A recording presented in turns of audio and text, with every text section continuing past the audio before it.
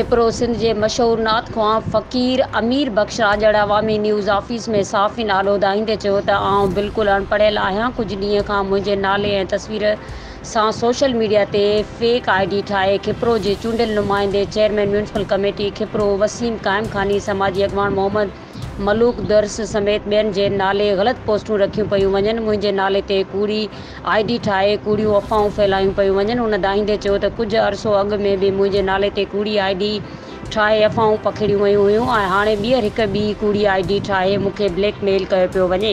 मूं अहिड़ी दरख़्वास्त खिपरो थाणे ते बि ॾिनी आहे। इन करे इन नंबर खे ट्रैक करे मूंसां इंसाफ़ कयो वञे, फेक आईडी ठाहींदड़ माण्हूअ खे ज़ाहिर कयो वञे। खिपरे में कुझु ॾींहं थी विया आहिनि, कूड़ियूं आईडियूं हलनि पियूं मुंहिंजे नाले ते ऐं खिपरे जा जेके माण्हू सुठा मोतबर माण्हू उन्हनि जे नाले घटि वधि ॻाल्हायो पियो वञे।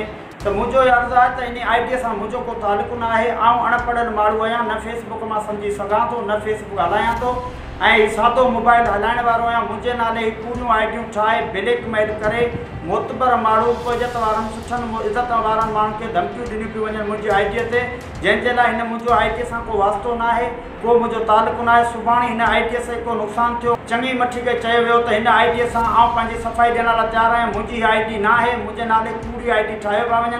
आउं अणपढ़ियल माण्हू खिपरे जो राजू, मुंहिंजो नालो अमीर बख्श राजड़, ढंग ॻोठ ढंग फ़क़ीर बिरड़ी ऐं जंहिंमें मूं अॼु थाणे ते एप्लीकेशन जमा करे दरख़्वास्त ॾेई आयो आहियां। उन्हनि मूंखे दरख़्वास्त ॾिनी आहे, फ़ोटो कॉपी करे वापसि रखी आहे ऐं थाणे ते बि ॾेई आयो आहियां।